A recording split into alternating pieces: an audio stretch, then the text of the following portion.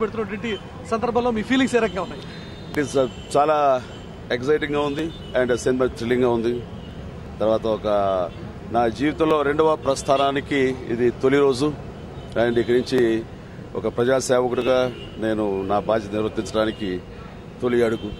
So it's very excitement. అలాగే శాసనసభలో మీ party role ఏ రకంగా ఉండబోతుంది? 18 మంది ఎమ్మెల్యేలు, చాలా స్ట్రాంగ్ ఎమ్మెల్యేలు మీ చేతిలో ఉన్నారు. ఈ 18 మంది మీతో కలిపి ఏ రకమైనటువంటి రోల్ నిర్వహించబోతున్నారు ఈరోజు శాసనసభలో?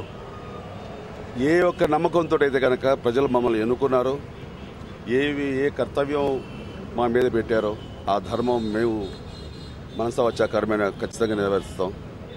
వాళ్ళ విశ్వాసాన్ని చూరగొంటాం. అలాగే స్పీకర్ కి సంబంధించి ఒక వివాదం నెలకొంది. స్పీకర్ మీద పోటీ పెట్టాలి అనేటువంటి ఒక ఆలోచనలో తెలుగుదేశం పార్టీ, మీ పార్టీ తరఫున, ప్రజారాజ్యం పార్టీ తరఫున ఏ రకంగా మీ నిర్ణయం ఉండబోతోంది? మీరు కిరణ్ కుమార్ రెడ్డిని సపోర్ట్ చేసేటువంటి ఆలోచనలో ఉన్నారా, లేక తెలుగుదేశం పార్టీ పోటీ అభ్యర్థులు పెడితే వాళ్ళకి సపోర్ట్ చేసేటువంటి ఆలోచనలో ఉన్నారా? ఇక్కడ వ్యక్తులు అని కాదు, ఎవరైతే ప్రజల యొక్క తీర్పుకి ఈ రోజున అత్యధిక సంఖ్య సాధించారో అది ప్రజా తీర్పు. ఆ తీర్పుకి ఎవరైనా సరే గౌరవించాలి. మేము ఆ రకంగా అత్యధికటువంటి బలం ఈ రోజున కాంగ్రెస్ పార్టీకి ప్రజలు ఇచ్చారు.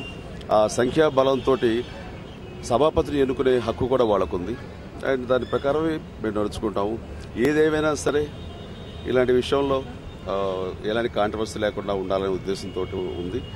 తుది నిర్ణయం ఇంకా తీసుకోలేదు. అది మా పార్టీ పెద్దలు ఉన్నారు, మా ఇతర శాసనసభ్యులు ఉన్నారు, వాళ్ళందరి యొక్క వాళ్ళతో చర్చించి అదనే తీసుకుంటాం. అలాగే చివరి ప్రశ్న, ప్రజారాజ్యం పార్టీ ఏర్పాటు చేసినటువంటి సందర్భంలో మీరు ముఖ్యమంత్రిగా శాసనసభలో అడుగు పెట్టాలి అనేటువంటి ఒక ఆలోచనలో ఉన్నారు.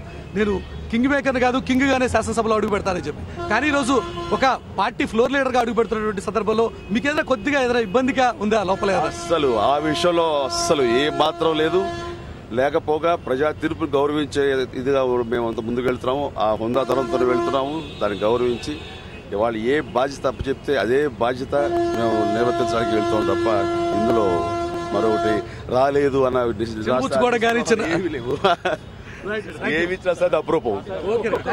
ఇది చిరంజీవి మనోగతం మొట్టమొదటిగా శాసనసభలో అడుగు పెడుతున్న సందర్భం తమకి ఎంతో ఆనందాన్ని కలిగిస్తోందని, అయితే ప్రజలు ఇచ్చినటువంటి ఈ తీర్పుని తాము ఖచ్చితంగా శిరసా వహిస్తామని, శాసనసభలో అదే రకమైనటువంటి పాత్ర ఈ రోజు ప్రజలు ఇచ్చినటువంటి తీర్పుకు అనుగుణంగానే తమ పాత్ర ఉండబోతోందని చెప్పి చిరంజీవి చెప్తున్నారు. కెమెరామెన్ రవిచంద్రతో మురళీకృష్ణ.